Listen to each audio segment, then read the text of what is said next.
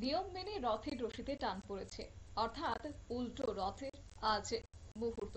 এবং এই মুহূর্তে দেখতে পাচ্ছেন রাজধানী আগরতলার জগন্নাথ মন্দিরের চত্বরের ছবি। কারণ উল্টো রথে এক প্রকার ভক্তবৃন্দের কিন্তু উপচে পড়া ভিড় লক্ষ্য করা গেছে।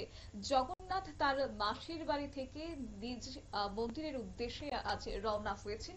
এবং সেক্ষেত্রে বলতে হয় ধর্মীয় রীতিনীতি মেনে উল্টো রথ কিন্তু আজ সম্পন্ন হয়েছে। রাজধানী আগরতলার রাজপথে ধর্মপ্রাণ মানুষের একটা ঢল নেমেছিল এদিন, এবং সঙ্গে আহ হরিনাম সংকীর্তনের মধ্য দিয়ে কিন্তু এক প্রকার তালে তালে ভক্তরা সেখানে মেতে উঠেছেন। মাসির বাড়ি অর্থাৎ ইন্দ্রদূতের পত্নী গন্ডিচার বাড়ি। সেখান থেকে আবার 7 দিন পর মন্দিরে ফিরে আসেন জগন্নাথ, বলরাম সঙ্গে সুভদ্রা।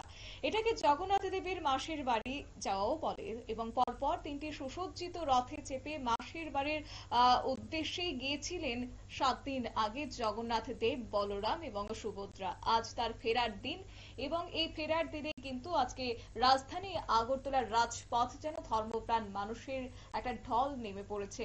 এবং এই নিয়ে কি চিত্র উঠে আসলো, ক্যামেরা বন্দি কি হয়েছে দেখুন।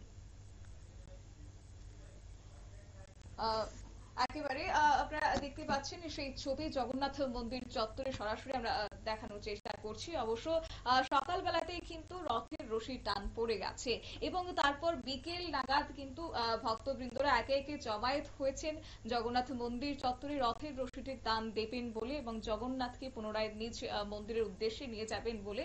এবং এর সঙ্গে আজ হরিনাম সংকীর্তনে কিন্তু এক প্রকার মুখরিত হয়েছে জগন্নাথ মন্দির চত্বর। নিয়ে নিচ্ছে ছোট্ট একটি বিজ্ঞাপন বিরতি, সঙ্গে থাকুন।